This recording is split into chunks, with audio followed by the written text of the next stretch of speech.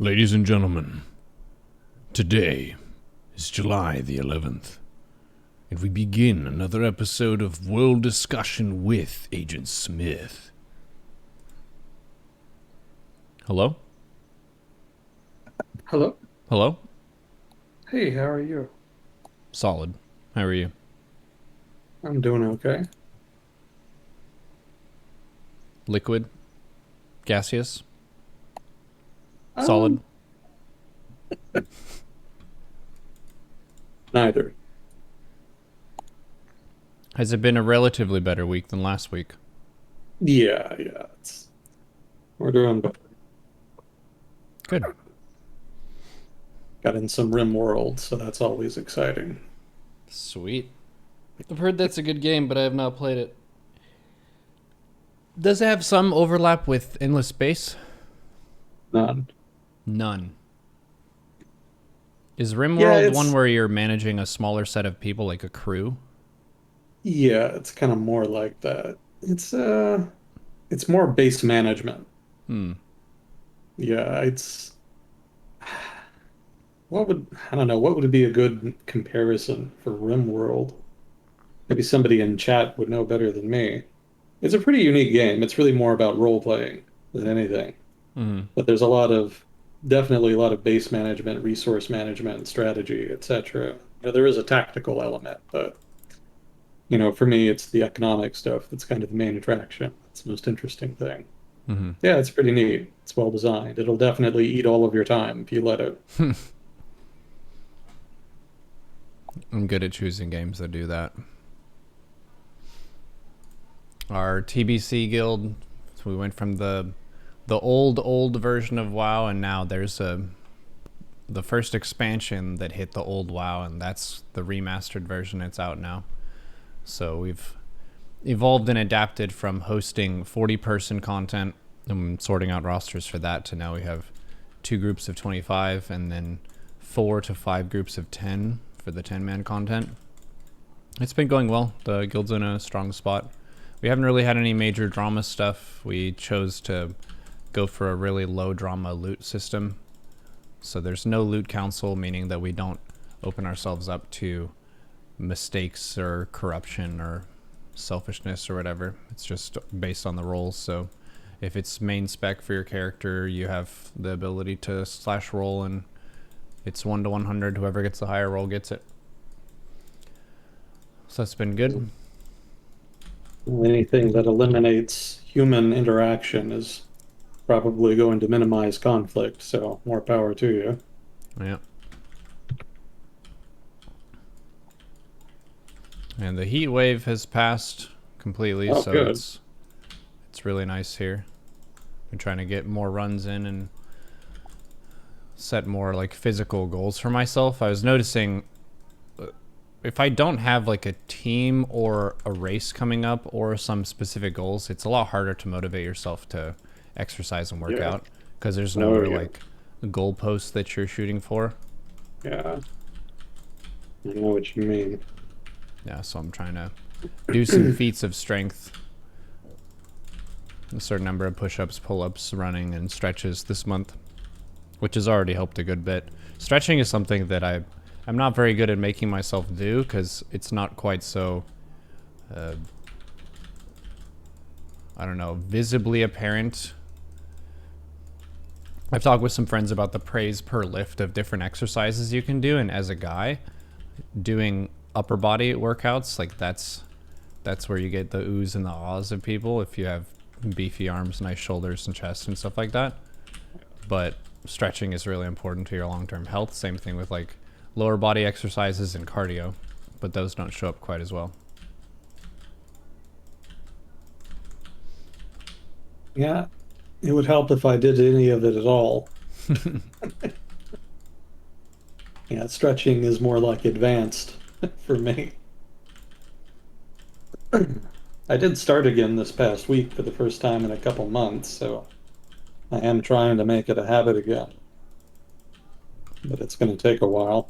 I'm pretty badly out of shape after everything that happened over the past year and change. Mm-hmm.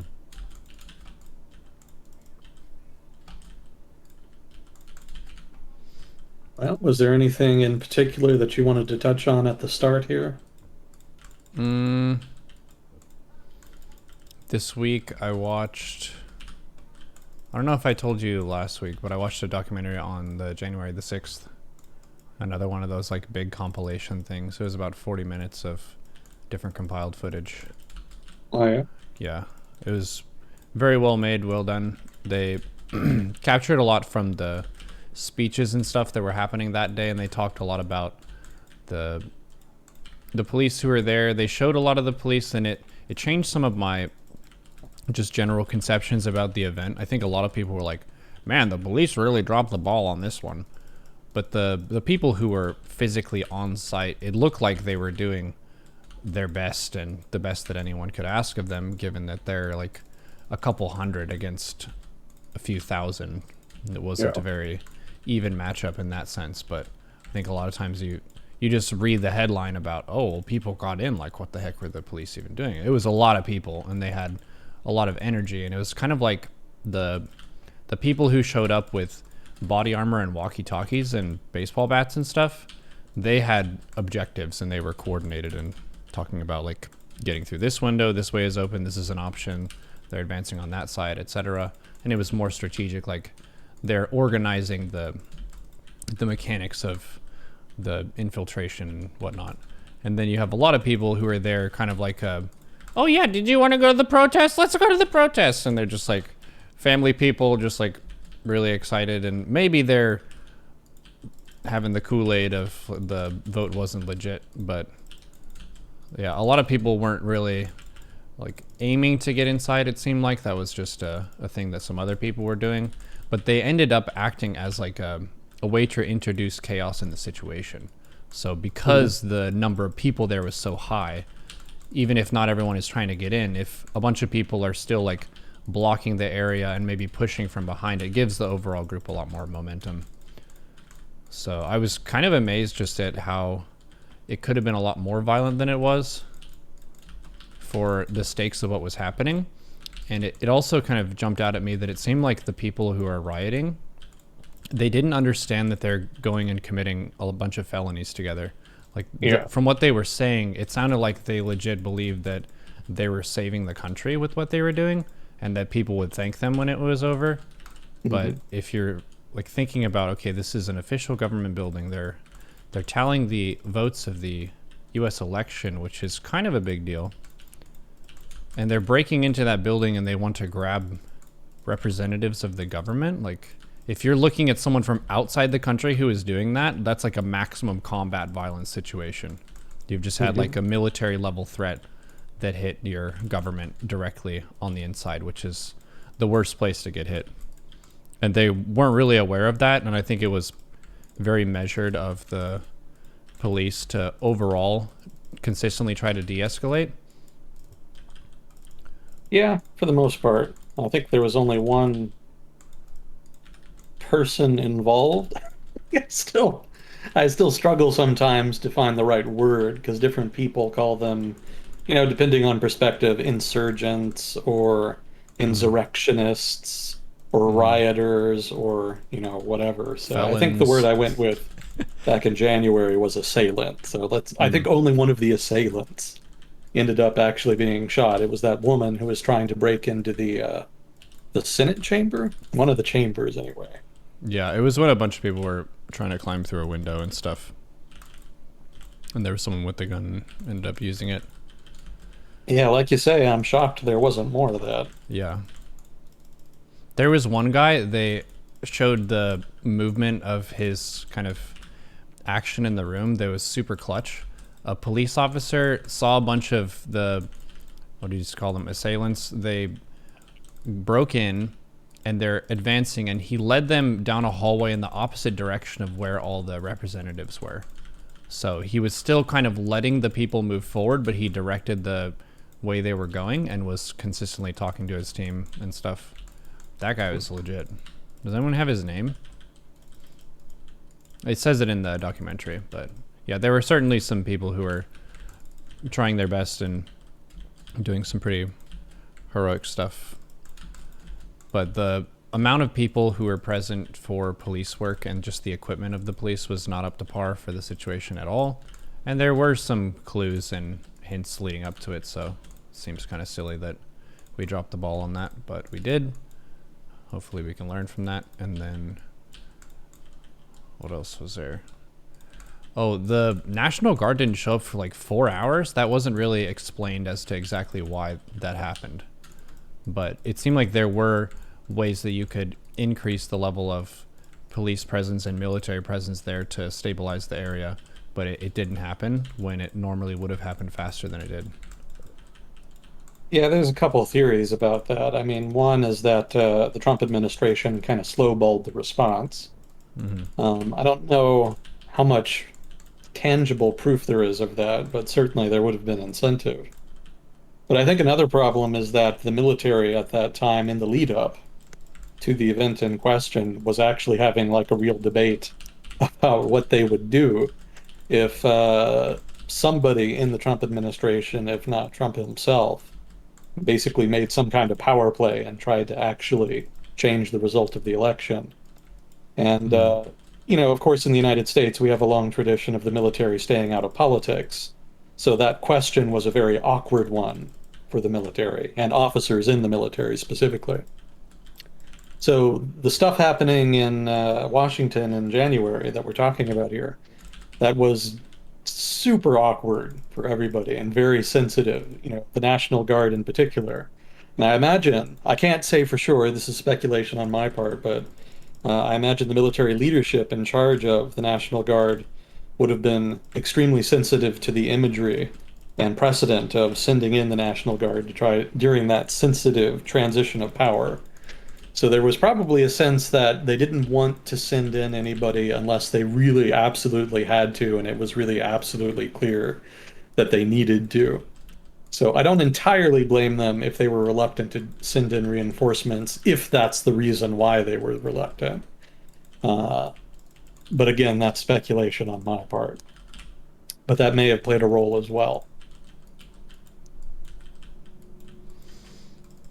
Yep. Well, the other really striking thing about the whole ordeal was that it's one of the most filmed and documented events in human history. Yeah. Just as how many people were recording on their phone. That's the real hilarious part, is they're like, oh man, this is going to be such great, like, Facebook feed material. I'm going to be famous on Facebook and people are going to be really proud of me and all this stuff. And now it's like, yikes. Now the FBI is going for people. You probably could have anticipated that if you just thought about it beforehand. Like, what are the consequences of this action? You would catch a felony. Oh, really? Yes. So should we not do this? Yes.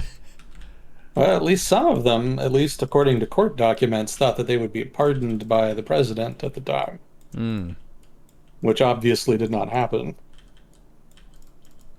I think my favorite aspect of that is that a lot of them were turned into the police or reported to the police by basically enemies, like their ex-wife or, their girlfriend or whomever. Just people who were mad at them for one reason or another would send in evidence to the FBI reporting that they'd been involved.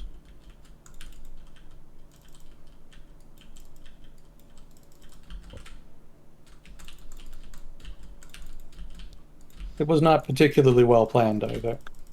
No. Honestly, go ahead. A couple of those groups, like the Proud Boys and stuff that we had mentioned in some previous episodes, were there in uniform and whatnot. And they were the ones who were more so like better equipped, actually leading stuff when it came to advancing into the building and where to go and what they wanted to do and all that. Yeah, definitely a lot of the mob mentality was happening, and whenever people are subject to that, they're not really the most rational actor of all time.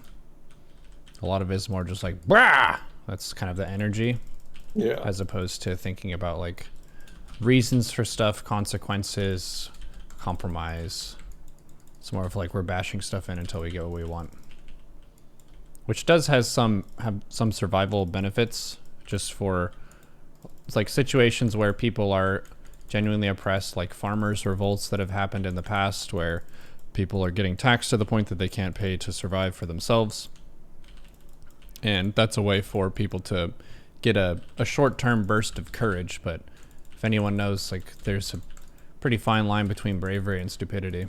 And sometimes you can get the courage in a spot where it's actually just being pretty dumb. Yeah. Yeah, I think the best evidence that it wasn't planned out is the fact that they didn't try to hold the Capitol building.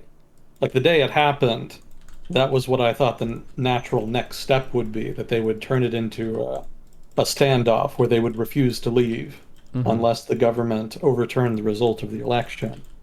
And instead, they just sort of walked out of the building, Yeah. which kind of genuinely surprised me. It was such a sort of anticlimactic conclusion. Very strange. They were also allowed to walk out of the building too, because they could have been arrested, right? Just on the spot, Yeah, but they didn't really. yeah, there were reinforcements, they were surrounded and whatnot. But I had assumed, because at the time I did not know that it was not particularly well planned, I assumed that the assailants in question would have expected that to happen and that they would have been ready to hold out for some period of time. Mm-hmm. But like you say, the reinforcements came and then they just sort of walked out. So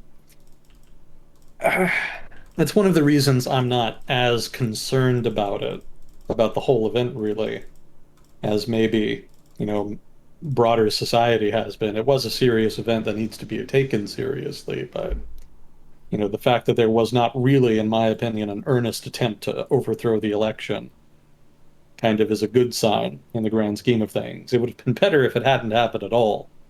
But the way it played out was probably the best way it could have played out. Right. Well, that's because the execution of the people who were making a ruckus was so poor that it wasn't treated as a legitimate threat.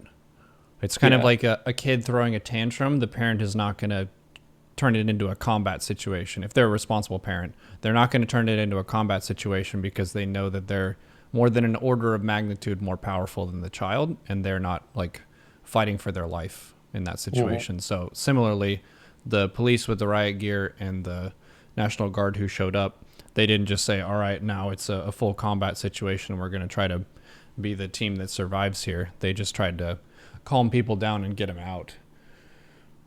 Yeah, honestly, I think it's exactly that kind of attitude that led intelligence services to underestimate the threat in the Mm-hmm. lead up to the event. They probably saw a lot of the chatter going on in radical circles and just assumed it was cheap talk. Because, they talk shit all the time on the internet. Yeah. Whatever kind of radical you can think of, it's just incessant on whatever forums it is they frequent. So if you're an intelligence service, well, if you're an intelligence agent and you're responsible for trying to forecast potential threats, you wouldn't necessarily look at all that chatter and think, oh, they're definitely going to do something. Mm-hmm. So there was probably an expectation that they would just go and maybe protest a little and that would be it. And that otherwise it probably wouldn't be a big deal. Now, I think in the future, they won't make that mistake again, because now that there's precedent, they're going to take it more seriously. But I think that was a lesson they just had to learn. Could you defeat 10 highly motivated children? Questions the US government is asking themselves. Depends on how badly they want it. Did you want to talk China? Because I told Chad that you were working on that, but I don't want to rush it if you're not quite ready with the notes and Yeah, stuff. I can make the effort here. Let's see. Yeah, I just basically aggregated a lot of stuff about China that we just hadn't had time to get to, and I kind of created a just general update for what's been going on. Mm-hmm.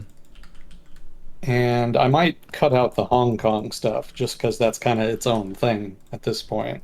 Mm-hmm. Hong Kong is high drama as far as people in Hong Kong, but for like broader China, Hong Kong is just this tiny territory that isn't necessarily that important to the country as a whole. So I don't know how much people in China are really all that concerned about it. I know a few Chinese people, and whenever I ask them about Hong Kong, they're always pretty ambivalent. Just sort of, yeah, whatever. They're not super politically involved over there for obvious reasons. But I think even if not for those reasons, probably still wouldn't care that much. Most people around the world, regardless of political system, are pretty apolitical. Hmm. That's just kind of a general norm amongst most people. If you're just an average person, you're generally just super tuned in to your own stuff. You want to go to work, get your stuff done, plan for the future, and just stay dialed in to that. That's sort of your emphasis. And then you've got your hobbies and stuff. So that doesn't really leave a whole lot of time for politics or, other stuff like that. And the fact that, if you do live in an authoritarian political system, the fact that you live in such a system generally disincentivizes you even further from bothering with politics in the first place. So, in general, you can expect most people just not to have strong opinions about politics. Hmm. Generally, the people that do are kind of outliers. Very, very noisy, loud outliers, but outliers nonetheless. But let's see. This is going to take a while, so are you sure? Let me just confirm here at the start. Can you do it in an hour and a half? Maybe, probably. I think we could probably do an hour and a half. Okay, because I have dinner plans at that time. Oh, gotcha. So we're gonna do it a little shorter this time. Yeah, a little bit shorter if that's cool with you. Yeah, that's fine. Okay, so let's get this out the door here. I guess to start with, we can talk about the 14th five-year plan. Wait, wait, wait. First, Oh yeah? the disclaimer. Oh, yeah, that's a good idea. Yeah, so the usual disclaimer we do on here, or that I do anyway, is that I'm not an expert in everything I talk about, probably most of it, since our ambit is so broad here. So if I ever say anything that's wrong, stupid, or biased, chat is encouraged to correct me. I learn from chat too when we do this. And if I'm wrong, I want to know more than anybody, right? I just don't want to misinform people and whatnot. So, participation is encouraged. I don't read chat while we do this because I can't walk and chew bubble gum at the same time. But I will read it later. I always go through after we're done and try to pick through the chat and see what's happening. So please do keep me honest on here. So let's see. So basically, every 5 years, the Communist Party of China, or technically the Chinese Communist Party, as it's called, they create an economic plan for the next 5 years. And so these plans generally correspond with the party's major objectives. So lately, it's mostly been focused on economic development. Pretty much since the opening up period, it's been focused on moving companies up the value train and trying to get the Chinese economy at something resembling par with the developed world. So that's been their emphasis. But lately, one of the big problems has been debt. If you know anything about financing in China, then you know that one of the principal ways that local governments in China finance their activities is by borrowing money. And they kind of use weird financial vehicles to do it. It's not like they have well, up until maybe the past year or two, local governments could not just go onto the market and, issue bonds. They didn't really borrow money like that. In fact, I don't even think they were technically allowed to. Rather, what they would do is they would create these special entities. I guess you could kind of think of them as almost holding companies. And the idea was that they would make money by selling land to real estate developers. And what they would do is they would create what were in effect joint holding companies with private sector actors, and they would sell the land to those holding companies. And the money, well, the profits rather, resulting from the sale would be split between the private partner and the local government. And so by doing that, they were able to raise money and invest in various projects and whatnot. And the reason they would do that for the most part, besides, just investing in local infrastructure or whatever, as well as meeting various objectives set by Beijing, the central government, they would also do that so that they could goose their GDP numbers. Back in the day, for most of the past couple decades, the Chinese government has measured the success of local officials by the degree of GDP growth in the areas that they governed. So, of course, ideally, you would achieve GDP growth with just authentic good governance, economic growth, etc. But in cases where that didn't happen or couldn't happen, local officials would try to get around that just by doing a lot of investment, specifically public investment. And technically, that raises GDP, and so they were able to meet their quotas and then generally get promoted. Now, this created a problem because a lot of localities ended up doing the latter rather than the former. And the result is that a huge amount of land was sold to the private sector, oftentimes screwing over some of the local farmers that depended on the land for their livelihood. And generally, they would be compensated to some degree, but it generally wasn't all that much. And even when it was, there was generally difficulty with getting them adjusted to their new life living someplace else. So that created some social problems. So the government has tried to address this by giving localities, more power to tax and trying to shift away from an emphasis on GDP to focus on more, human development index type stuff, just quality of life, standard of living, fighting pollution, for example. So stuff like that, more qualitative measurements. But it's still a problem. That is to say, local debt has still been a problem, and it's been one of the critiques of the party's governance in China that they're letting local debt get out of control to the point where it could spark potentially a debt crisis. Now, the counter argument to that I've read is that local debt isn't all that much of a problem, and China's financial system is very self-contained. It's pretty much segregated from the global financial sector. So most of the money that gets invested into Chinese debt historically has been from Chinese people, people living in China. That's starting to change, and we'll kind of get into that later. But for the most part, it's not something the Chinese government necessarily has to worry too much about, because if it did get to be a problem, they could pass legislation or the central bank could take action that would probably alleviate it. You can think of this as being similar to the case of Japan, which has like 200% debt to GDP right now, which is inordinately high. If it were any other country, there would be a debt crisis. But the thing is, most of that debt is owned by Japanese investors. And so that gives the Japanese central bank and central government a lot of tools that they can use to diffuse any potential debt crisis. And because markets know that, there's no debt crisis, because there's no expectation that the government wouldn't be able to handle one, given who's holding the debt right now. So China's kind of in a similar boat as far as local government debt. The bigger problem as far as debt is actually state-owned enterprises.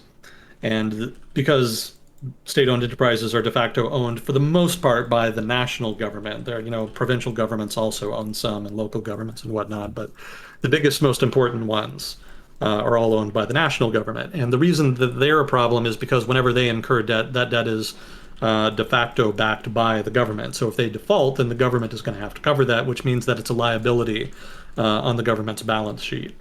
And so this is a pretty big problem because state-owned companies in China have been racking up debt at an accelerating pace over the past 10, 20 years. That's partly on purpose. It's not just the fact that they're just really inefficient. It's also because the government has pushed resources into those firms over the past, 12, 13 years in particular, basically after 2008 and the big global financial crisis. They shoveled resources into those firms in order to try to employ more people, in order to try to soak up the unemployment that was created by the global downturn. And public investment like that, or de facto public investment, as is the case with subsidies to state-owned enterprises, has been a major economic tool that the party has used over the past 10 years in particular to try to keep the economy going. But it's not a very efficient tool. What you really want is for the state-owned enterprises to be self-sufficient and to basically pay their own way. As is, they're not doing that, and so they're just soaking up more and more of the government's national budget, and it's getting to be a serious enough problem that there could actually be a national debt crisis, which is more serious than just local debt crises of one sort or another. They still have the same advantages Japan has. They could probably deal with it if they needed to. But even if they did, that would still leave the underlying problem unresolved, that being the inefficient state-owned enterprises that are disproportionately reliant on subsidies instead of innovation and profits. So there's a debate that's been happening within the party over the past 10 years about what to do about that. It's something that they need to fix. It's a major inhibitor to the country's economic development. All of the resources that get hoovered up by the state-owned enterprises are resources that could be going into the private sector or into more productive public investment. Also, the state-owned enterprises themselves basically push out competition from more efficient private firms. And also, they soak up investment from the private sector as well that could be going to small businesses. Small businesses in China actually generate most of the new employment in the country. So it's important to try to keep them healthy. One of the ways that the government keeps subsidizing state-owned enterprises is not just by giving them money. They also pressure banks in China, including privately owned banks, into giving low interest rate loans to the state-owned enterprises. And because they do that, that crowds out basically investment. That crowds out smaller businesses that would want that investment money. So those are all good reasons to try to reform state-owned enterprises. But there's also been a lot of resistance to reform for two reasons, principally that I can think of off the top of my head here. One, these are major employers, and if you reform them, they're almost certainly going to have to lay off people.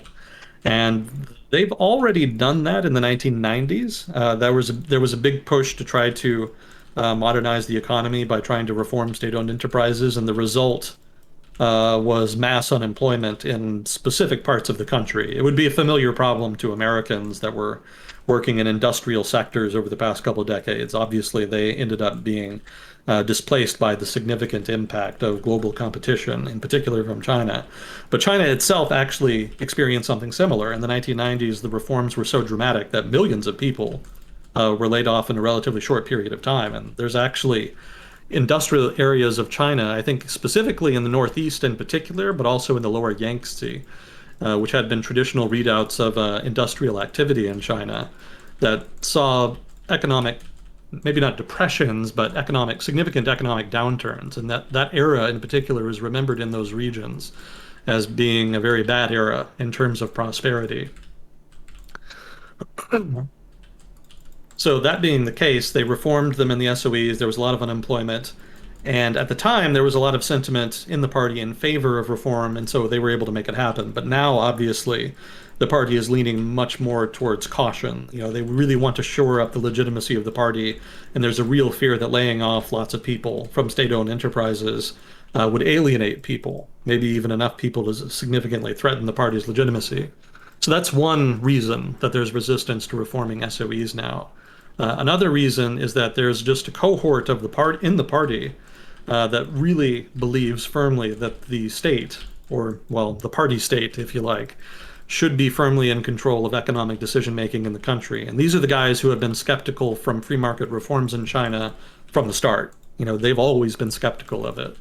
And with Xi Jinping, they have more of an ally. You know, Xi Jinping isn't completely authoritarian in the sense that he wants the government to have a command economy. But he does lean more towards the cautious side of the debate, wherein he believes that the party should maintain more control over the economy through state-owned enterprises as a tool through which they can influence people in the economy. So that being the case, the ideological debate within the party basically has leaned more towards maintaining the SOEs as a tool, and as a result, that is another source of resistance. So that's kind of a brief snapshot of that political debate there. Now, what happened in the most recent 5-year plan, this happened, I think, late last year or early this year, I don't quite remember. These notes are pretty old. But basically, in the debate over whether the government should try to rein in its spending, in particular through the funding of the SOEs, and whether they should be spending more in order to extend the power of the state, the debt hawks actually won out. The people that wanted to reduce spending actually won that debate, and that's going to be policy for the next 5 years. That's been written into the new 5-year plan. So that's a pretty dramatic development. That's a pretty significant shift in China's economic planning, and that could have significant repercussions. You know, if they cut back spending too much, there could be significant disruption to the state-owned enterprise ecosystem within the Chinese economy. So we'll see how that all pans out, but it's worth mentioning that change because that is a major turn there. Yeah, I have a statistic here. China's debt level is 280% of GDP now, which is, I think, even higher than Japan's at this point. Again, most of it is owned by Chinese people, so still manageable, but the fact that it's grown as rapidly as it has illustrates that there's an underlying problem that the party needs to deal with. And it's worth also mentioning here that one of the major factors that's been cited by China skeptics and China hawks about whether or not the Chinese Communist Party can maintain its legitimacy is this debt problem. There was a sense that this is the kind of big structural problem that the party would struggle to fix, and that this might be one of the catalysts that could lead to, if not the downfall of the party, then at least significant undermining. But the fact that they made this decision suggests that the party is actually flexible enough to make big decisions like this to address difficult problems. So that is a notch in the favor of the party. It remains to be seen whether or not they can implement it over the medium to long term. We'll kind of have to wait and see about that. But the fact that they did it at all kind of surprised me. In general, the party is very averse to change, and they're very favorable to using public investment as an economic tool to try to float the economy. So that is significant that they were willing to take the risk involved in trying to implement the reform there. And again, they could botch it, but yeah, it's worth mentioning there that some of the China hawks were actually wrong about the party not being able to deal with it, or at least not being willing to address it anyway. Let's see. So that was one of the main takeaways from the 5-year plan there. And I think the 5-year plan was agreed to as in a meeting of the National People's Congress. That's sort of the context in which the planning happens. And there was also some other stuff that happened in the National People's Congress that's worth mentioning, some other policy changes. So one of the big things that they want to focus on is regional inequality. And this is something that they've kind of harped on for a while. It's not really new, but they kind of want to double down on it, or at least they say that they do anyway. Basically, one of the things that you can see in the data, or really just with a map, is that a lot of the economic development in China has been centered on the coasts of China. Or I should say coast, rather. I guess they only have one. And that's a problem politically speaking, because it means that there's a great deal of inequality now between different regions of China, specifically the interior of China, where there hasn't been as much economic growth. There's still been a lot. There's definitely been significant change. But compared to the coasts, the interior is still relatively poor and relatively rural. And the party is concerned that that could undermine the party's legitimacy because they're afraid that people in the interior may get jealous, basically. They may feel that the party is favoring the coasts over the interior and that the party doesn't really care about them. So the party considers it a priority that they start to focus more on economic development in the interior. Let's see. So there's also demographic decline. I think a lot of people have heard about this, but China's population is shrinking. The one-child policy that was implemented back in the, I guess it would have been the 60s. No, it would have been later. It would have been like 70s or 80s. That had a dramatic effect on population growth. The population really started to shrink after the policy was successfully implemented. And even now, in the past couple of years, when the party has started to relax reproductive restrictions, the population still hasn't really grown. There hasn't really been a significant uptick in births.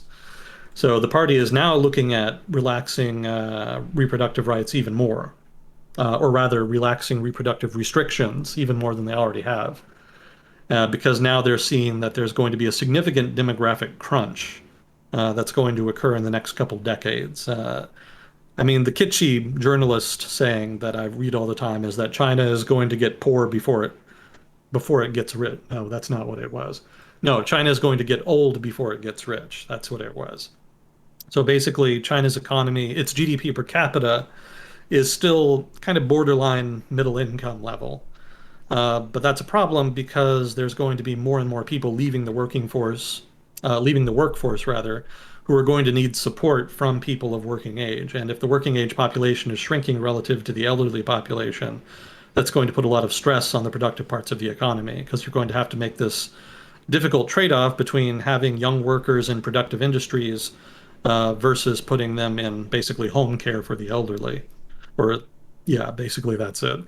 Also, there's a tax crunch also, because if you have a smaller tax base at the same time that you have rising demand for government benefits in the form of subsidies to the elderly, that creates financial difficulties. So the government really wants to boost population growth to try to ease this problem, but it doesn't look like it's going to happen.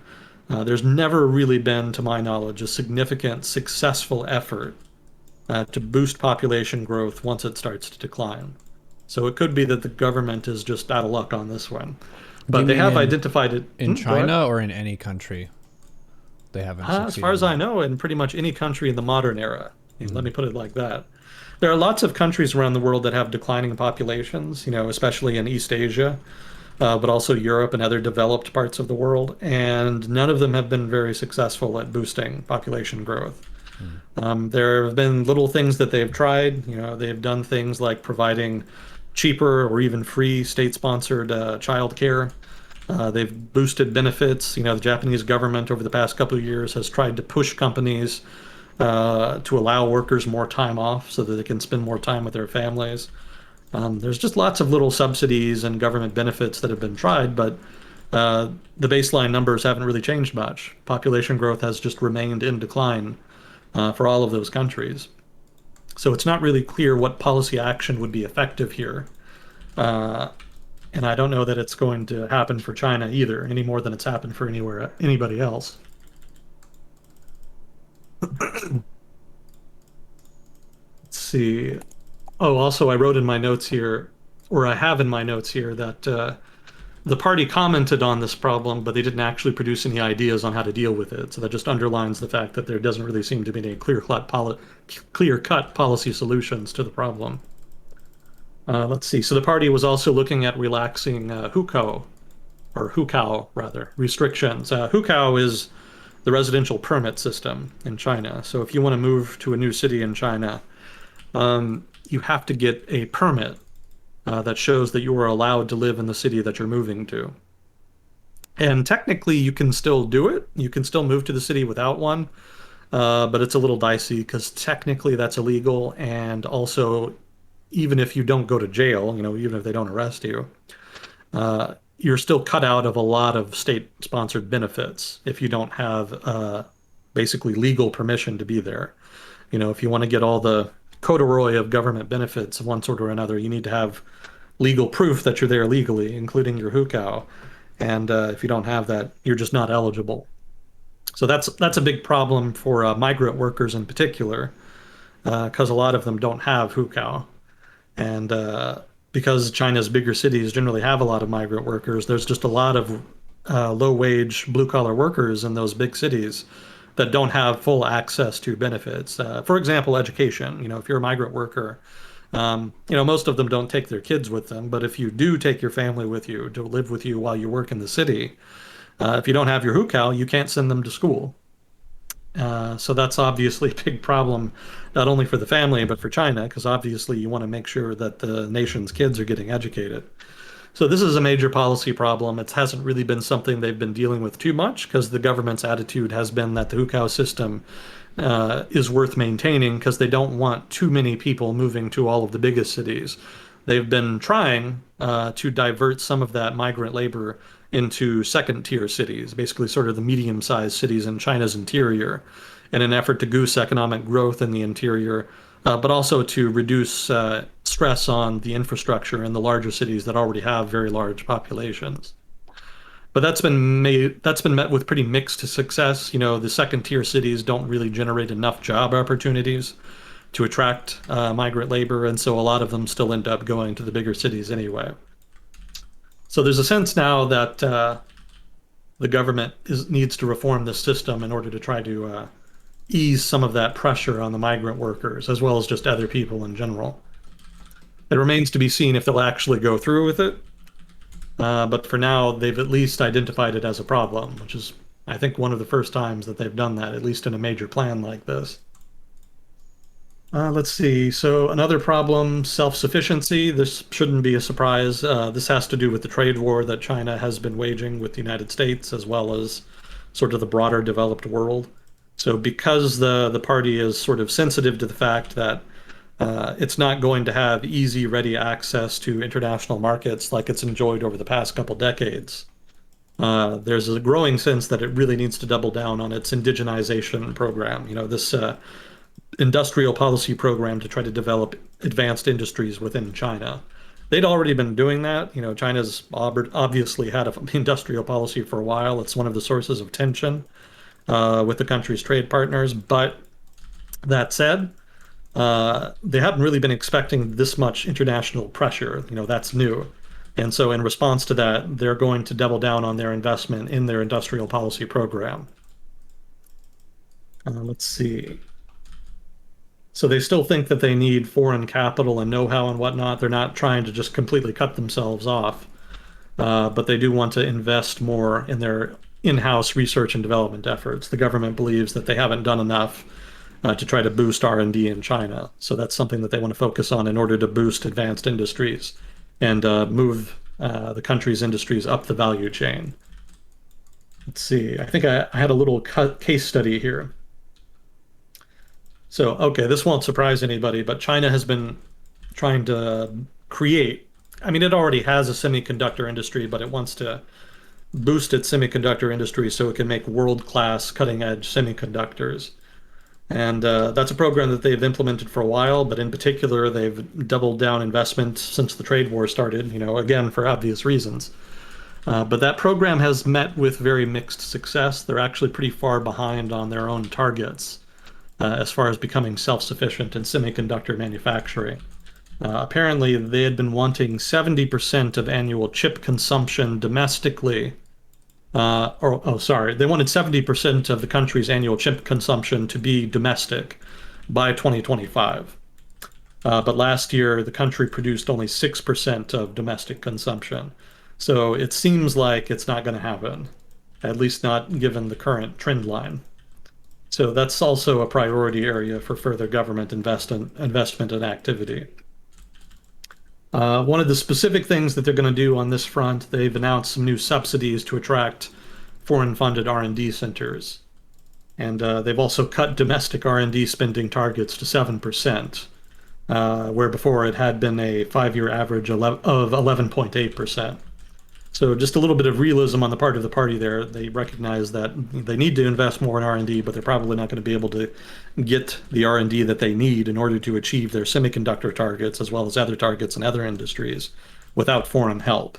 So they're going to try to attract some FDI, basically, from some of the advanced human capital overseas in the hopes that that'll be able to make up some of the shortfall that they're experiencing. So let's see. So that's the self-sufficiency side. Let's see.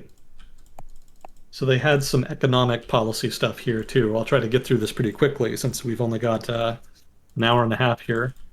Let's see. Sluggish recovery. So the Chinese economy is doing decent, but obviously COVID kind of hit it pretty hard. And even before COVID, the economy was starting to slow down. It was still growing pretty good, but the growth rate has been declining for several years now. And also the quality of the growth has also been pretty questionable because the government has increasingly relied on public investment to drive growth. So the private sector is kind of getting strangled a little bit, and they need to change that. So some of the things that they're going to try to do, I guess I have some numbers here that I can kind of go through real quick. In the first 11 months of, what is that, 2020, I think. So in the first 11 months of 2020, retail sales declined by 4.8%. Growth turned positive in nominal terms in August and rose 5% in November from a year earlier, but the recovery has lagged export performance. So exports have basically been really floating the economic recovery. Domestic economic activity within China hasn't really performed as well. So again, that's a big problem because one of the government's primary goals, like I've been saying, is to make the country more self-sufficient in terms of not only technology, but economic growth. They want to shift the economy away from an export-based model and also away from an investment-based model and more towards a consumption-based model where most of the economic activity in the country is generated from consumption by Chinese consumers. And that's kind of been a long-term plan for a couple decades now, but there's a particular impetus on it now given the perceived need for self-sufficiency.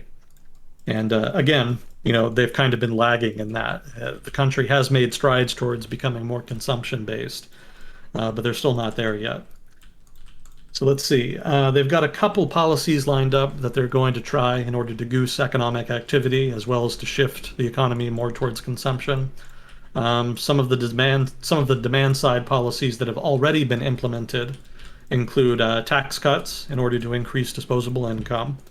Higher government spending, that fiscal stimulus basically, and also greater investment. Again, investment is kind of the Chinese Communist Party's go-to economic tool. So no surprise that they're kind of leaning on that. Some proposed demand side policies that have not yet been implemented, but I imagine probably will, include greater incomes for the lower and middle classes, basically improving. The quote here from the People's National Congress was, quote, improving income redistribution through taxation, end quote. So basically, redistribution in order to try to goose spending amongst people who have a higher propensity to consume. They also want to try to bolster China's safety net. One of the reasons people don't consume as much in China is because they have to save more money in order to have retirement and to have emergency funds for any kind of unforeseen circumstances like a medical emergency or what have you. And they need to do that because the safety net in China is not very strong. You know, government support is, ironically, in a communist state, not that great. And even what they do have is kind of riven with corruption. I personally know some people that had to bribe doctors in China in order to get medical care for a sick relative. So that is a real problem in China. You know, that's it's no joke. So the government wants to try to boost the safety net in order to try to make people more relaxed about saving, well, more relaxed about spending, so they don't feel that they have to save as much. And they're going to do that through Social Security and transfer payments. You know, again, another form of redistribution here. And then also they want to develop charity and other public welfare programs. I would note here that they're not super detailed about this, so it's not entirely clear just how much traction this particular set of policies might have. You know, the government has talked before about implementing a broad-based safety net, but it never really quite seems to happen. I don't entirely blame them because, again, China has a population of, you know, 1.4 billion people, so that's a lot of people that would need to get payments in any kind of social security program or social benefit program or what have you. It would just be very, very expensive. And China, again, does not have a high GDP per capita. You know, it's not a developed country like European countries or the United States. So they don't have that same tax base on which to build a welfare state. But it is something they've at least identified as something they want to improve on. So, you know, there's that. Other proposed demand side policies, a little tongue twister. Another proposed demand side policy, tax cuts for the middle class, uh, quote unquote, strengthening the role of taxation and redistributing income, end quote. I think that speaks for itself. That's basically fiscal stimulus. More income taxes on high income earners in order to offset cuts on the middle class. You know, again, the government kind of has a debt issue, so this is one way of addressing that. Also, more development for poor regions. We already talked about regional inequality, so I don't think that I need to reiterate that. So some of the implications here, just some notes that I made. If they do want to invest more in industrial policy and developing certain sectors of the economy that identify as strategic, the specific sectors that they're going to be putting money in include 5G, big data, the Internet of Things, and new energy projects. And oh, that's not me. That's note from the article. Okay. But those are all things that you can expect to receive a lot of attention, basically, as far as Chinese industrial policy. And that's significant because state subsidies to private sector firms in China are one of the key problems in China's trade relationships. And so you can bet that we'll be talking about that here in the United States, and probably people in Europe, or at least policymakers in Europe, will also be talking about that. Because if China does subsidize these firms, there's going to be a strong inclination on the part of trade partners to put tariffs on these things. And there's going to be some tricky negotiations about that. Because on the one hand, you want an even playing field. You know, you want your firms to not have to compete with firms that are just receiving huge amounts of government subsidies. So on the one hand, there's that. But on the other hand, some of this stuff like the new energy sector, that kind of ties into this push to address climate change and to have a more environmentally friendly trade policy. So there may be a desire on the part of some governments to actually allow Chinese firms that are receiving subsidies to have access to Western markets if they're producing what you might call green goods. You know, if they can produce environmentally friendly goods and services that can be imported at, you know, basically below cost, that could be seen as a net win for some countries that want to really focus on climate change and reaching net zero in a relatively short amount of time. The The politics of having a green trade policy is something that's kind of gained more traction as environmentalism has gained more political power. I'm still not entirely sure that we'll ever really have a green trade policy. I'm still a little skeptical on that point, but it has been gaining more political traction in policy circles, and so I can't write it off completely. Could So you that could explain be a what a thing. green trading policy is? Does that mean that whenever people are making trades, they do so in a green way, or they're wanting to trade with other partners who have a more green kind of industrial emphasis? Both, actually. For one, they want to try to penalize countries that do not have environmentally friendly policies as far as natural resources, like, say, the Amazon rainforest, for example. A green foreign trade policy might include putting tariffs on goods from Brazil as a punishment and incentive for the Brazilian government to take better care of the Amazon rainforest. Just kind of a random example of what that might look like.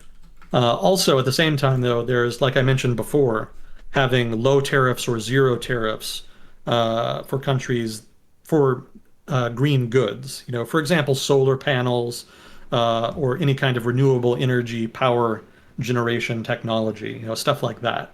So, if China subsidizes the creation of, I don't know, let's go with solar panels again. China obviously subsidizes its solar panel industry, to the point where it basically destroyed, the equivalent European attempt.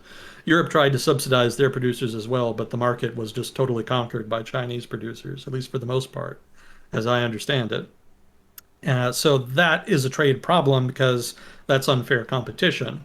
But it also means cheaper solar panels. And that's only a good thing if you want people to adopt more solar panels and have a energy source that is more environmentally friendly than traditional energy sources. So if you're looking to replace dirty energy with clean energy, allowing unfair competition in order, as a trade-off, basically to get cheaper products that allow you to make that transition for less cost, that could be a trade-off worth making if you're focused again on climate change and environmentalism. So that is a green perspective on trade policy. That's what a green trade policy might look like. I've also seen arguments that there should be a kind of waiver for goods and services, for renewable energy technology, basically, that should be written into the WTO. They've already got some of that. How do I explain this? There's already a waiver for countries that want to provide direct subsidies to farmers. In general, the WTO tries to penalize countries that give subsidies to industries in order to create an even playing field. But everybody and their mother wants to subsidize farmers, um, partly for political reasons. Just political geography means they're important constituents, but also because they want to be self-sufficient in food. Nobody wants to be caught out short of food if there was some kind of international kerfuffle and they got cut off from their food source. Mm. So everybody wants to have subsidies to farmers, and so the WTO actually allows that. There's a caveat in the WTO charter that stipulates that countries are not bound to not provide subsidies to agricultural producers within reason. I'm not a lawyer, so I don't know all like the little caveats and stuff, but basically that's how it works. So there's a line of argumentation that countries should also be allowed similarly to provide subsidies to green industries, renewable energy technology, research and development, or even producers would be able to receive subsidies under such a waiver. And so the argument is that that should be just written into the WTO. So all of these are just examples of what a green trade policy might look like. Mm. I was talking with Chad a little bit before we started a little discussion about how climate change and pollution and things are becoming less so a debate issue and more so just like, all right, let's just figure this out. Because I remember in the 90s and the early aughts, it was kind of a funny thing to poke fun at Al Gore for saying that the climate was going to change. It's like, oh, look at how silly he is. Like, clearly it's just the weather is whatever. So they were very dismissive about it. But with things like this heat wave in the Pacific Northwest and how many different clams and oysters and stuff just straight up died as a result of it, we'll have more of those real things that impact your common person. Because I think that's the issue is if the problem is not in front of your face, then oftentimes you don't even know that it's a problem. So, Great Pacific Garbage Patch, people don't live in the middle of the Pacific Ocean unless you're on a Hawaiian island or something. So, it's a problem that is pretty easy to ignore because you don't see it. Whereas with things like a heat wave where people don't have AC and people are actually dying, like that's some real stuff. So yeah, I could see a lot of these efforts to pursue green energy and just do things in a better way over time. It's going to be more obvious to more people to kind of create incentives for that over time. Once we get bipartisan support, we could zoom. That's the thing with humanity is, so I think that we're very capable of doing amazing stuff if we can get on the same page. The getting on the same page thing for any issue, that's the tricky part. Yeah, that's one of the reasons I'm still skeptical about the policy shift towards more environmentally friendly policies. I think in general there's kind of a growing consensus that something should be done about it, but the major political blocks are still one. Uh, there's still a lot of economic interests that are stuck in sort of the, I don't know what you want to call it, the dirty economy, dirty production. Basically, like things like coal or whatever. A lot of these older industries still employ a lot of people, enough that they're still a major constituency that has enough political power to block progress on things like the environment and climate change and whatnot. So there has to be some kind of reconciliation there in which you can move forward on, the environmental stuff while at the same time making sure that you're not impoverishing all of these communities that are dependent on older, dirtier forms of energy production. That's especially a problem in the United States because there's already a lot of people in rural America who feel aggrieved by the emphasis on green issues. For them, it almost doesn't matter that they would lose out. The government just kind of wants to do it, or proponents just want to do it regardless. And they feel like some of the offsets, some of the policies that are proposed to try to offset the disruption to their communities that would be caused are insufficient, or even just platitudes. So it's no surprise that those communities are dead set opposed and particularly sensitive, to the issue. Mm-hmm. So until there's progress on that front, I'm skeptical that there's going to be enough of a consensus to produce policy changes. Now, that's kind of a domestic thing within countries, specifically developed countries. But internationally, there's also a problem because there are a lot of developing countries don't want to adopt green policies because they want to develop just as much as the developed countries already have. They want to reach developed status and they feel like adopting green policies sometimes inhibits that, or produces, short-term costs like higher energy costs that are, net drags on the economy or, what have you. And there's also just difficult politics involved. In Brazil, maintaining open access to the Amazon, for example, is kind of a poverty politics.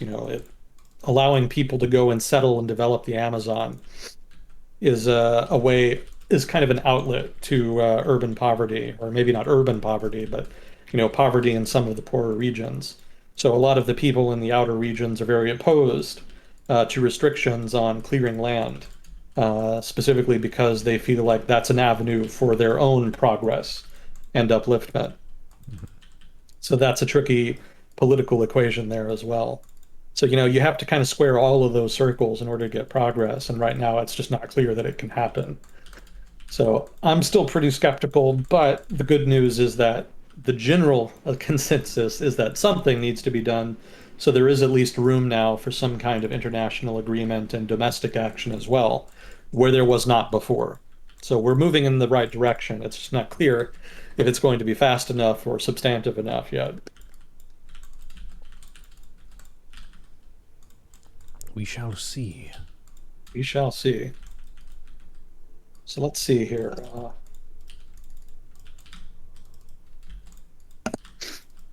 I think that's all I had on the 5-year plan and some of the policy changes that the government is proposing.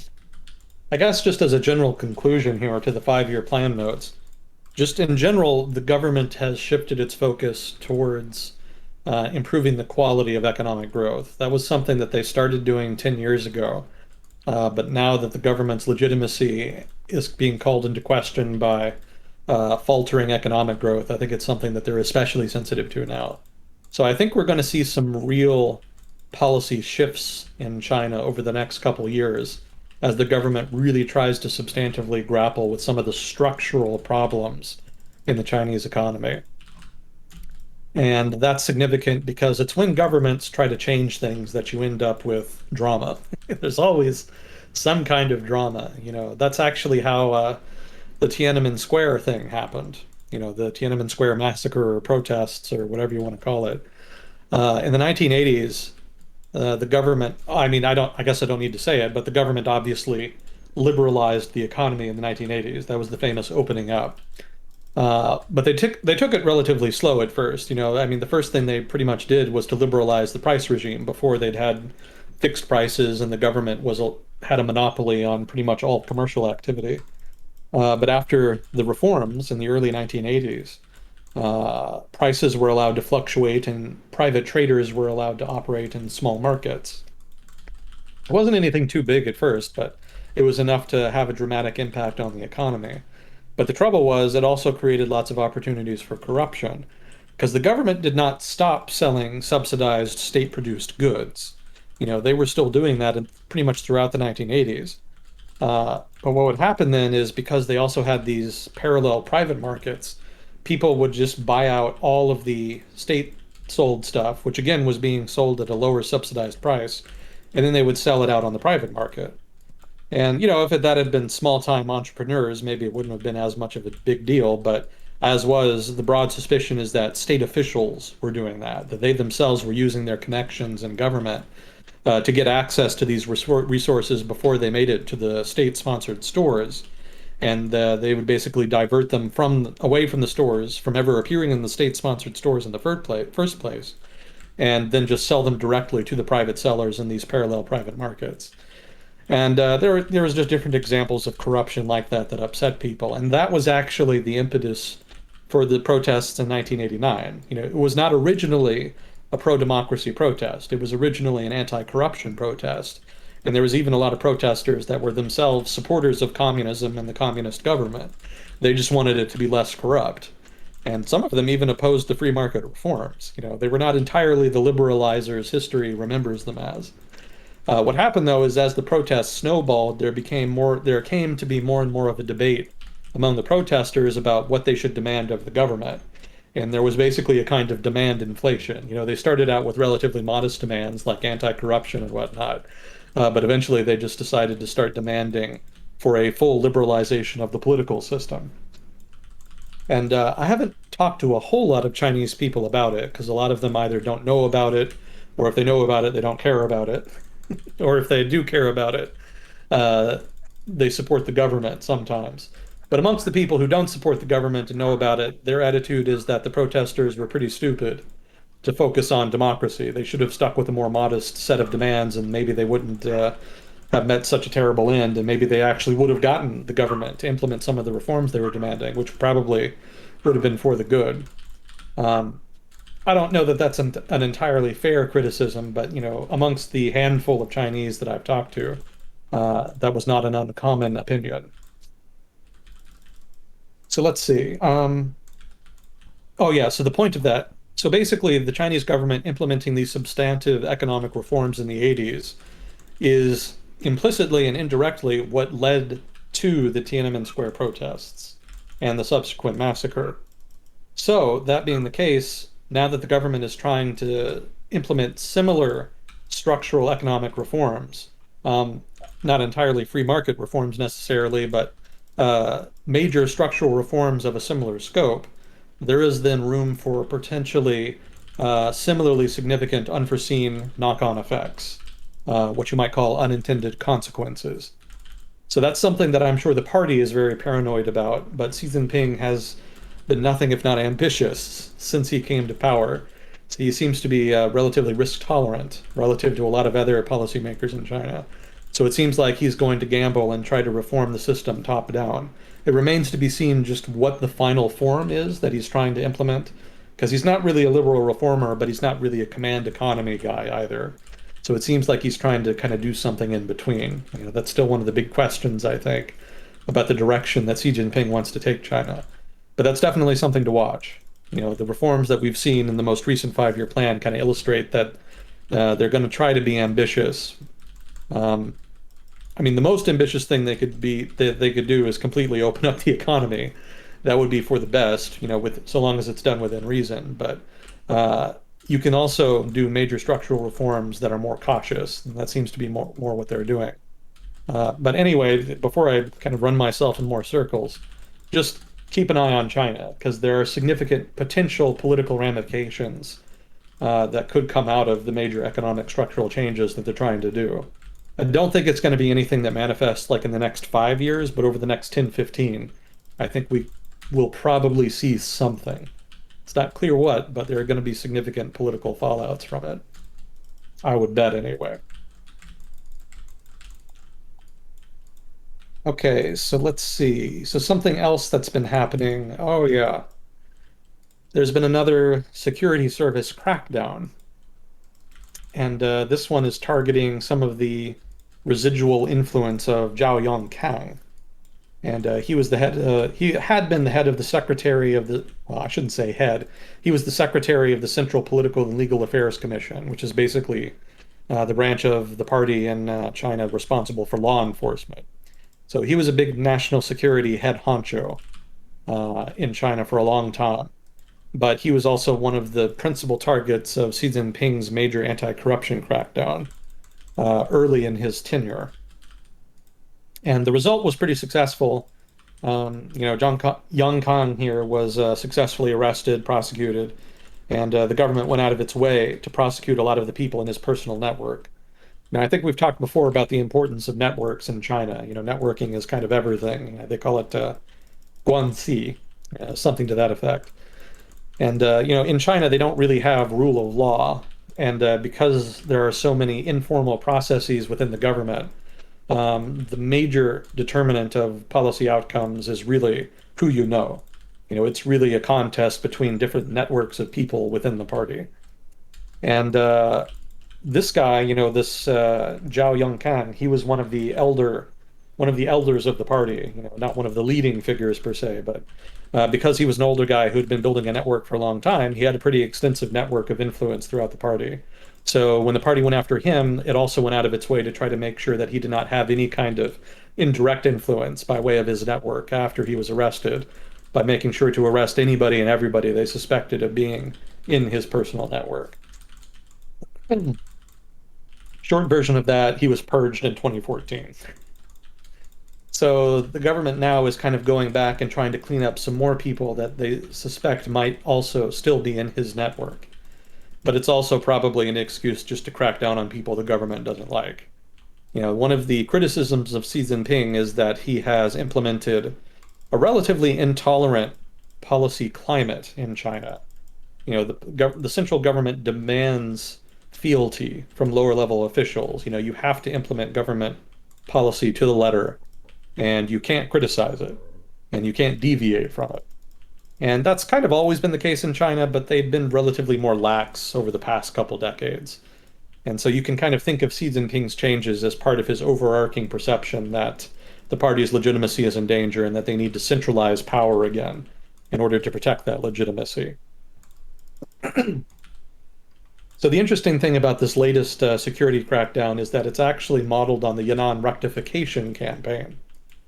Some of you who have studied Chinese history know what that is right away, but for those of you who don't, the Yan'an rectification campaign was one of the first significant crackdowns on dissent within the party that the party perpetrated way back in the 1930s.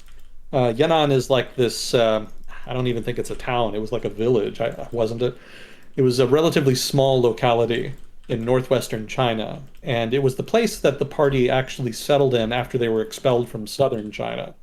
The party's base of support was originally more in the lower Yangtze, because that's where most of the industry was in the early 20th century in China. So they had lots of workers who leaned more towards the left and embraced communism. The trouble, though, is that the various warlords, and in particular the Kuomintang, under the leader at the time, Chiang Kai-shek, I hope I'm pronouncing his name right, they really hated the communists. And they'd originally been in a coalition, but that coalition fell apart in the, I want to say like late 1920s, early 30s. And long story short, they fell out, and so they started killing each other. And ultimately, the Kuomintang got the better of it. And so that's what led to the Long March. The communists were defeated and expelled from southern China, the traditional base of support, and they went on this long-ass march, like thousands of miles west into Tibet and then Xinjiang, and they kind of wandered around, and it wasn't really clear if they would ever be able to find anywhere that they could set up a new base, because everybody kind of hated them, basically. And the only reason that they ended up really surviving is because there was this one warlord in the north of China, and I want to say it was Feng. I don't quite remember. I don't want to commit to that. There was two major warlords in China at the time. One of them controlled sort of the area north of the Wei River Basin. It's kind of a natural fortress there. I think his name was Yan Shisan, something like that. And then there was another major warlord who was the son of another warlord who had been assassinated by the Japanese. He had controlled Manchuria, but then the Japanese invaded in like 31 or whenever it was. And so then he was expelled from Manchuria, and he just had some rump territories that were left over in the rest of northern China that he'd settled in. I can't remember which of them it was, but one of the two actually made an agreement with the communists to allow them to set up a new base in their territory, and that's where Yan'an was. And the reason they did that is because there was growing demand in China at the time for a united front against the Japanese. And the Kuomintang were not excited about that, especially Chiang Kai-shek. I think he famously said that the Japanese were a disease of the body, but the communists are a disease of the soul. He really wanted to root out the communists and annihilate them completely so that the country could achieve some unity. He didn't believe unity would ever be possible with the communists, but the rest of the country was a lot more concerned about the great foreign power that was invading them and breaking off chunks of territory, understandably so. So there was a growing pressure on Chiang Kai-shek to kind of shift away from his hardline anti-communist stance. And one of the manifestations of that was that this northern warlord actually allowed the communists to set up. Eventually, Chiang Kai-shek came around and agreed to a unity government with the communists. Well, I shouldn't say unity government, but an alliance, if you like, with the communists, a common anti-Japanese front. But even then, he only did that at gunpoint. This is kind of a tangent. But Chiang Kai-shek went to the north of China to talk to the warlord that gave the communists sanctuary. And he kind of went there in good faith, but when he got there, the warlord kidnapped him. And the communists wanted to kill him. The communists were like, hey, this is a great opportunity to get rid of our biggest rival. But the leadership of the party, I think, was against it. There was something like that. There was some higher level guy who said that, no, no, we need to negotiate. Certainly the warlord in question wanted to. I really want to say it was Feng, because Feng was kind of this weird warlord. He was a younger guy, I think in his late 20s, early 30s, when his father died. He inherited his father's warlord fiefdom, if you like. And he was kind of considered a playboy and stupid, and the Japanese kind of thought he would be easy to manipulate. But when they assassinated his father, he got really upset, understandably so, and he actually turned on the Japanese, and he became one of the leading nationalists in China in this period. So he was the one who kidnapped Chiang Kai-shek, and basically forced him at gunpoint to negotiate with the communists. And I think this is how it went down. The communists wanted to kill him, and Feng said, no, we need to negotiate. So ultimately, he kind of screwed over both of them. He screwed over Chiang Kai-shek by kidnapping him, and he screwed over the communists by not allowing them to kill their major rival. So just kind of by dint of historical accident almost, Chiang Kai-shek ended up in a coalition with the communists, and that formed the basis for the anti-Japanese front for the next couple years anyway. Obviously there were some twists and turns after that, but that's how the front was originally constructed. Very strange history. It's fun to read about. I think that's called the Xi'an incident for anybody interested. Kind of look it up on Wikipedia. But anyway, the communists set up in Yan'an, and that's kind of the history of how they ended up there. And while they were there, the party started focusing on building up solidarity. They kind of wanted to centralize their control, and the leadership within the party, specifically under Mao, really started in on erasing, but maybe not erasing. They did allow some dissent. They allowed some policy debate. But at that point, they really started to demand fealty to decisions that were kind of made.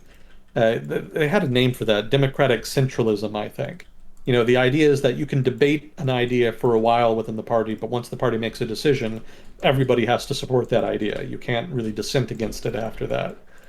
And so Mao Zedong specifically and some of the other leadership became increasingly sensitive to dissent because, there are different kinds of communists, right? There are sort of the average Joe workers who see it as kind of a way out of poverty. There are sort of the idealists who generally come from well-off backgrounds, somewhat ironically, and they kind of get caught up in the romanticism of communism, and so then they follow it for that reason. And then there's also some people who are just idealists. These are the people who just kind of have problems with society of one sort or another, and they see communism as the solution. So what happened in a lot of cases, at least the ones I've read thus far, the idealists would get in trouble because the realities of life in Yan'an with the Communist Party did not entirely meet their expectations. And some of that was just realpolitik, right? I mean, if you're a Communist Party, your principal concern is mobilizing the masses. And so you have to implement policies that are popular with the masses.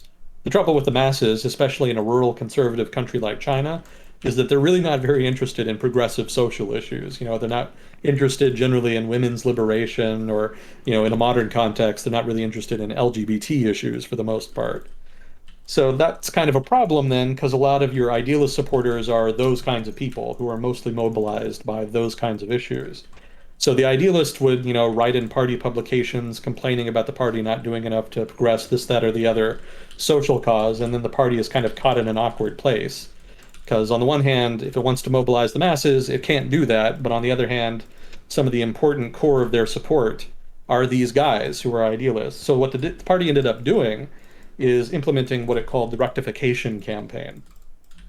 And this was a kind of very insidious, sneaky campaign in which the party would go out of its way to heap massive amounts of social pressure on people that it identified as dissidents.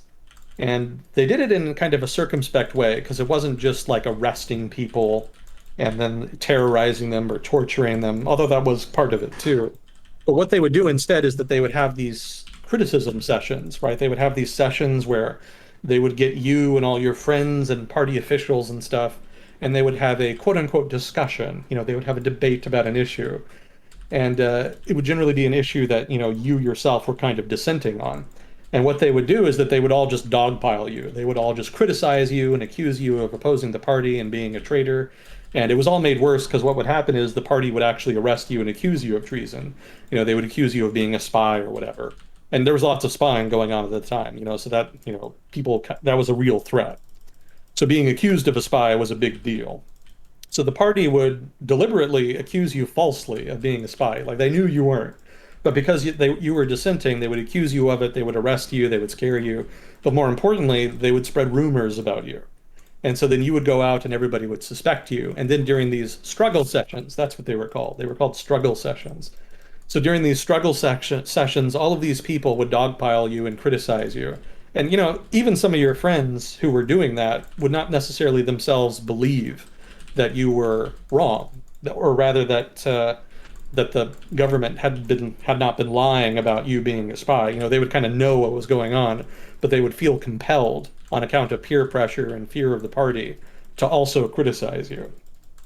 So this created a climate of fear, and it was a very effective tool because it prevented dissent, but at the same time, it maintained the support of the idealists because they didn't want to leave. In some cases, they would kind of blame themselves. They would say, okay, well, maybe I shouldn't put myself before the party. It would basically just inculcate enough self-doubt and self-loathing and fear that people would back off without necessarily leaving. And so that was sort of the gist of the rectification campaign. It's a history I need to read more about of. Hopefully I'm kind of doing it justice here, but that's my impression of it. And so that was the tool they used back in the 30s. Sometimes they would kind of come back to that, but generally they would have access to like a modern state apparatus when they did it later. At that time, they were just kind of more of a small party, small rebel outfit. So it's significant then that the most recent security crackdown in China that's kind of been happening over the past year or so is explicitly modeled on the rectification campaign. That's kind of significant. And it suggests two things, I think. It suggests a certain amount of conservatism on the part of Xi Jinping and his government, because one of the things that they've done to try to shore up the legitimacy of the party is to try to call back to previous eras of party rule. They've called back to the time when they were sort of spunky rebels fighting against the Kuomintang and the Japanese in order to try to make people remember that they were not always the man, as it were. They weren't always this giant edifice of state. They used to be that they were the underdogs. So they try to make sure people remember that. And so calling back to the Yan'an period is one way that they do that. The Yan'an period is not just remembered for the rectification campaign. I should point that out. It's remembered in Chinese culture as kind of an idealistic period for the party, when the party was the most true to its roots as a idealist communist force for China. Because in Yan'an, everybody kind of lived equally, which was not very well. They lived in caves. The quality of life was very low. If you really wanted to go live in Yan'an, you really had to be pretty dedicated because you were not going to live well while you were there. So the struggle was real, as it were. But that lots of people who went, therefore, were very idealistic. And so it was considered the most authentic expression of Chinese communism in Chinese history. You might say that. And even today, Yan'an is like a famous tourist attraction in China. It's kind of very famous amongst Chinese people for this reason. So the party goes very far out of its way to kind of highlight Yan'an as an important part of its history because people remember that pretty fondly all over China. Okay, so getting beyond that, getting beyond explaining Yan'an, what exactly does this entail? Well, for one, it includes police, the secret police, the judiciary, and prisons. No surprise. And it's set to last for about a year. It was piloted in July. I want to say July 2020. I don't remember exactly when I wrote this. COVID kind of took up a lot of my note space, so some stuff got pushed back. This may well have been 2019.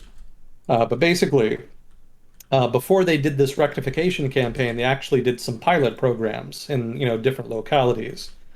And it involved local police forces, courts and prosecutors' offices, two prisons, and one local state secretary bureau, which is apparently home to the dissident and spy hunting secret police. A quote from the article I read. And these pilot programs, rather, were headed by Chen Yixin. And they were based on pilot programs in 2020. I guess it was in 2020 then. So what happens to people who are targeted by the rectification campaign is they spend a month studying the kind of behavior that is expected of them, so kind of self-correction. Two, they then perform quote unquote self-examination and are required to admit to any wrongdoing. So this is self-criticism. This is kind of famous within China since the communists took over. You're required to admit any wrongdoing? Yes. So self-criticism is this idea that the party came up with back in the early 20th century. And the idea is that you try to teach people why they're wrong.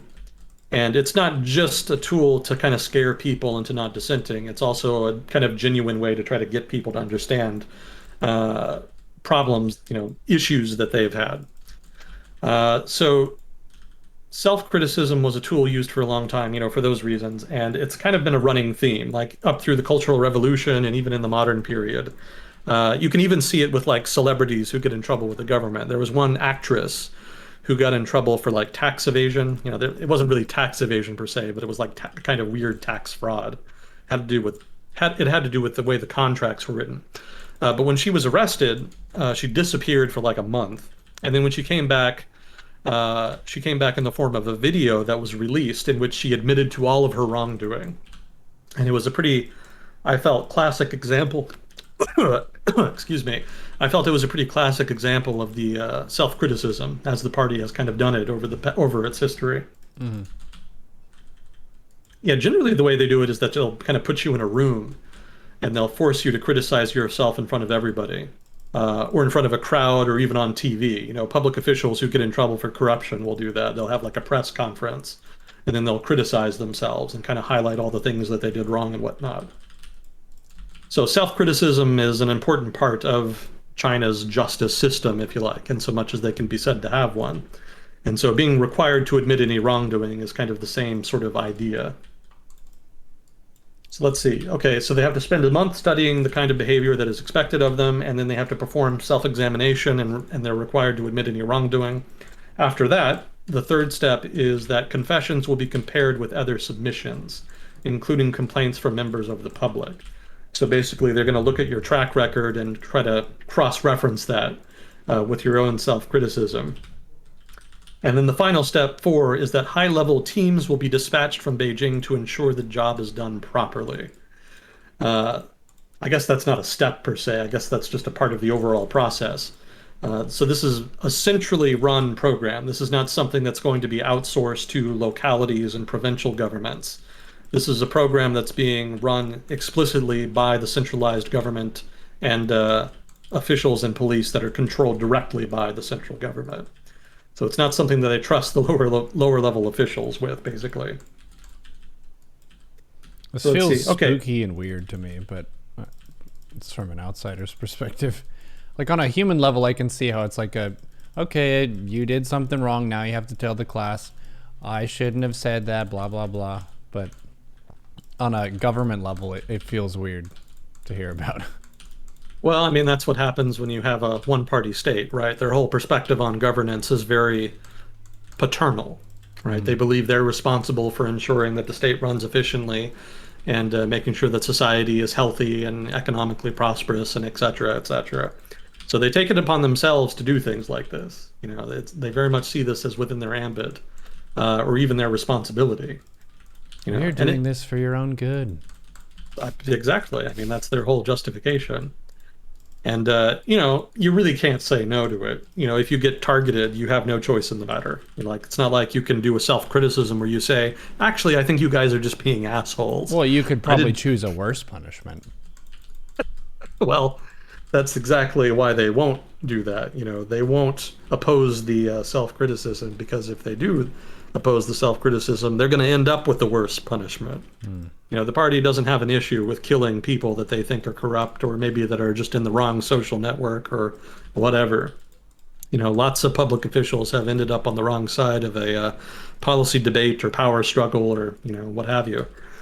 And the results can be pretty dire. They've tried to move away from executing people. That's something that came out of the Cultural Revolution. There was lots of executions back then. And the party didn't really like that. That was a very stressful time for party officials. There was kind of a consensus that there should be a norm that if power struggles are going to happen, you know, they should not, but, you know, they're going to. So if there are going to be power struggles, let's have a norm in place where if you lose, you don't automatically get executed. So they've done pretty good on that. There haven't been a whole lot of executions of public officials for the most part. You know, I think it's happened a couple times, especially for like egregious cases of corruption. But in general, power struggles don't end in like bloodshed like they used to. But yeah, you're right. You know, it is very authoritarian. You know, it's very much police state or nanny state, if you like. You know, however you want to frame it. So let's see. That's a just rough description of the rectification campaign, and it's worth mentioning why it's happening. You know, and I guess well, I have to specify it's not really clear why it's happening. You know, China's political system is opaque, so we can't know for sure. But I read from an expert that it could be related to the 20th National Congress that's going to be held in late 2022. And the reason that Congress is going to be significant is because that's technically when Xi Jinping is supposed to step down from power, right? The terms, you can't even call it a term in office, but basically the agreement that was made in the late 70s, early 80s is that there would be a paramount leader of China who would serve 10 years at a time and then step down and be replaced by a new paramount leader. So Xi Jinping became the paramount leader, I think, in 2012. So he should step down in 2022 and make way for somebody else. But he also changed the technical rules in China. He changed the law in China, which prevented more than one consecutive term in office. I don't remember. I don't know exactly which office that law refers to. You know, Chinese law is pretty malleable regardless. But he changed that, and that was a pretty strong signal in the analytical community that he was making clearing a path for him to stay on after 2022. So the problem therein is that if there is going to be any opposition to Xi Jinping and his challenge to some of these new political norms that were created in the 80s, it could come in 2022 when the transition of power is supposed to happen, but probably won't happen. So it could be that the government is afraid of that and is now kind of going out of its way to set the stage for it by making sure they clean out any potential sources of resistance that might manifest. So that's something else to watch. It's not just the economic stuff you should be watching. It's also 2022. That there could be some drama there. I'm very certain that Xi Jinping and his government will go very far out of their way to do everything they can to ensure that nothing happens in late 2022. Uh, but that doesn't mean that they'll be completely successful, especially if there are policy failures that may undermine the legitimacy of Xi Jinping's leadership. So could be drama in 2022 on that count. And that could be the reason for the rectification campaign. Oh, let's see. How are we doing on time? 15 minutes. 15 Really? minutes remaining. Yes. Oh my God. Okay, I definitely can't. I guess I can't do it in an hour and a half. Yeah, that's not gonna We happen then. can All do right. part one. Yeah, it'll have to be like a part one deal. I guess I went on too many tangents. Well, you covered a lot of the kind of inception of the Communist Party, where it started, how it felt to the people starting it, what they do now, how it's different from what we do. So it's been good. It's not like you've been wasting time or anything. Sure. But I still wanted to try to get through it. But I guess next time, the next item that I was going to get to is to talk about I just wanted to illustrate some case studies here of how the party is able to influence economic actors in the private sector. One of the things we've talked about before on here is how any kind of trade deal between China and the United States or another sort of developed open economy is going to be undermined by the fact that there's no rule of law in China. Even if the Chinese government passes a law that says that, trade is open and that Chinese producers or consumers can trade with anybody outside of China, that doesn't mean it'll actually happen because the Communist Party has tools that it can use outside the ambit of the law to pressure people into de facto implementing protectionist policies.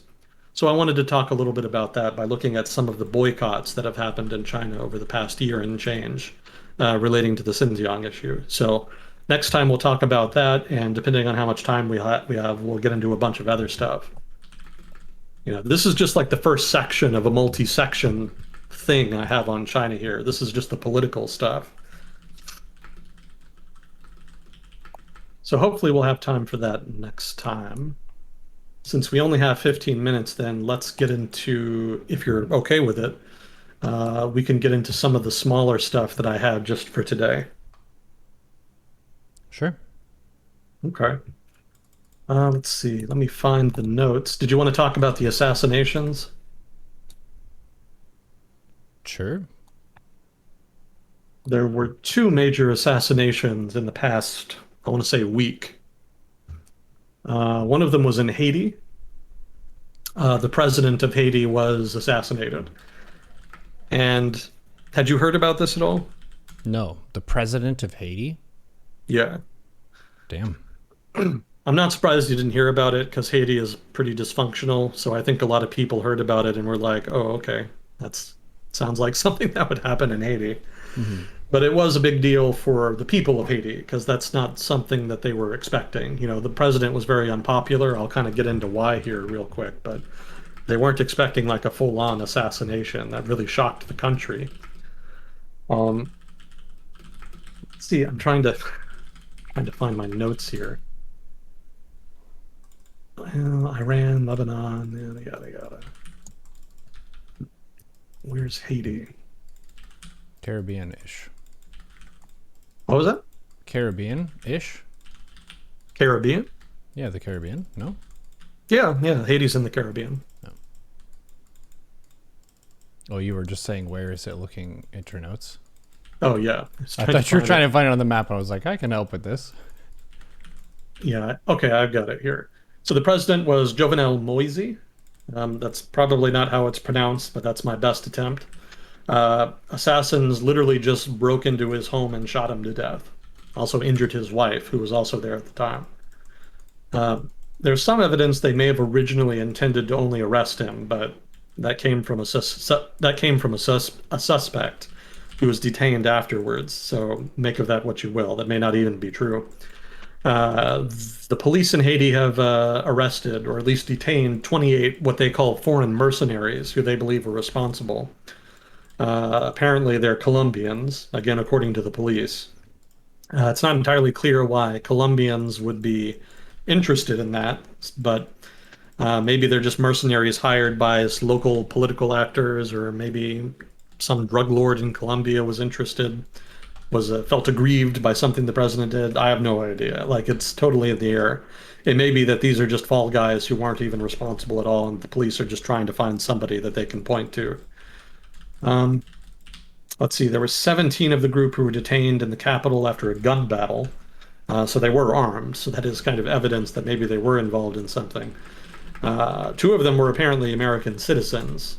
And it was one of those who was the one who said that they had maybe not originally intended to kill him. Again, still super unclear on that point. To give some of the background here, parliamentary elections should have been held in October 2019, but there was a bunch of disputes that ended up delaying them and have been delaying them ever since. So this is year 3 of delayed parliamentary elections in Haiti that we're in right now. Or actually, I guess it would technically be year 2. I think I heard on the radio that it was the 3rd year, but I think it's the 2nd year. I think the 3 years refers to a different dispute because there was an election in which Moise won, but he wasn't actually able to take office until like a year later. And so he argued that he should be allowed to serve another year because his first year had been delayed. But then a bunch of his opponents said that actually no, that first year in which he wasn't technically serving counted against him, and that the election should go forward as planned. And so a bunch of people in Haiti apparently, because of this dispute, did not consider him the legitimate president. And as a result, there have been running protests in Haiti for 3 years as a result. So let's see. So then the delayed parliamentary elections are just sort of more reason not to like him, basically, because he was the one who was supposed to organize them. That's my impression at this point, anyway.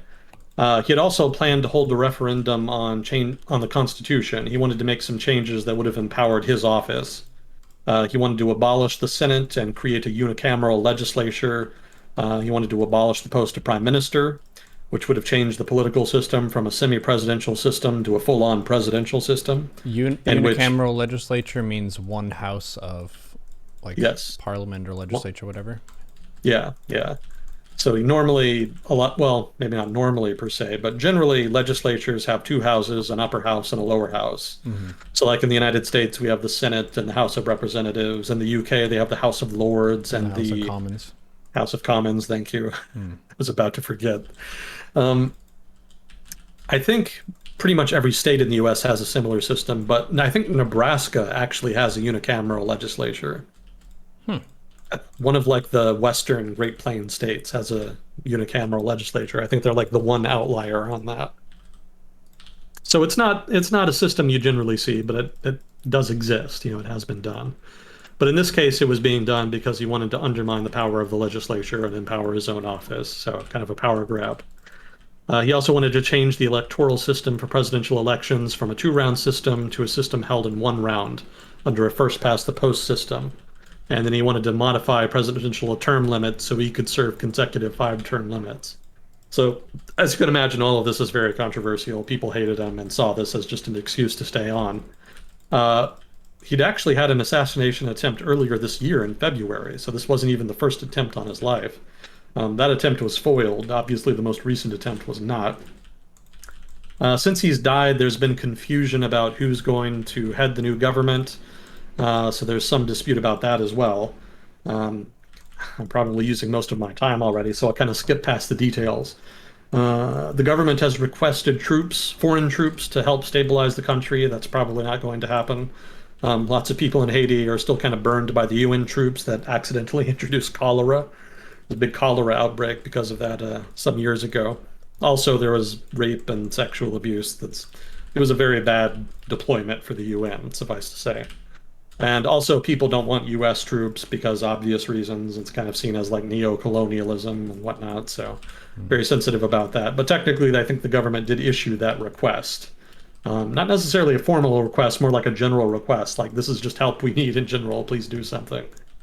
Protests have broken out. I mean, there's been protests for a while, but the most recent violence has been led by gangs. Apparently, some of the more powerful gangs, in particular, one confederation of gangs called G9, has basically declared that it's a revolutionary force and that they're going to try to fight the government and liberate the people from its oppression. That's particularly interesting because G9 is apparently led by a former police officer named Jimmy Cherizier, and his nickname is Barbecue. I thought that was pretty interesting. So Barbecue is good though. Oh yeah, it's very good. This particular manifestation of Barbecue is trying to become the new leader of the country, it seems, or is at least trying to become a major political force. He says that the G9 has become a revolutionary force to deliver Haiti from the opposition, the government, and the Haitian bourgeoisie. So fancy. Let's see, gangs are a pretty important force in Haiti. They control broad swaths of the informal economy, which employs a lot of people, and they've been getting increasingly violent in recent years. It's worth noting here that I read some analysis. I read in an article, anyway, that cited some analysis that the violence is partly due to infighting amongst different politicians who apparently have connections to organized crime. So it's not just gangs getting out of control. It's also different political actors in the country fighting each other to control the government now that the previous president has now been killed, and now there's a kind of power vacuum in Haitian politics. So that's your quick update on Haiti and the assassination therein. The other assassination I mentioned here, just real quick, was a crime writer in the Netherlands. He was, well, crime writer, crime reporter, kind of different things. He tried to kind of investigate crimes, basically, of various sorts. His name was Peter R. de Vries. I'm sorry if I mispronounce it. And he was shot to death recently, just in this past week. And it was very shocking for people in the Netherlands because, it's a developed country. They're not really used to that kind of violence. But I've also read that organized crime is kind of getting to be more of a problem. And this actually isn't even the first assassination that's happened. I think there was a politician, a local politician, was assassinated a couple years ago. So that seems to be getting to be more of a problem. But regardless, this guy who was assassinated this past week was particularly shocking because he was a very high-profile figure in Dutch society. He'd kind of authored books, written, done podcasts, all kinds of different things. He was very well known. So those were your two assassinations this past week. Damn. Stay And safe, people. That's probably 15 minutes, right? Yes. Okay. I don't want to keep you from your appointment, so I'll end things there then. All good. Thank you for helping break down China a bit for us. Look for more of that, ladies and gentlemen, the following week. Sometimes you get going with something and there's something that's related to it and pretty useful, and you might as well touch on that while you're there. Yeah. So we had a few of those. Yeah, cool. Thank you for having me. Yeah, thanks much for coming on. appreciated. Always a privilege. Appreciate your time and your insight. And if anyone has any corrections or questions or suggestions, I'm going to be putting this one on YouTube really fast. Basically, as soon as I am wrapping up here, I'll just upload it straight away. So if you want to be a part of the conversation, you can. It's meant to be an interactive segment, so please do so. And we will see you on the next episode of World Discussion with Agent Smith. Yeah. Thank you again. Yeah. Have a good day. You too, sir.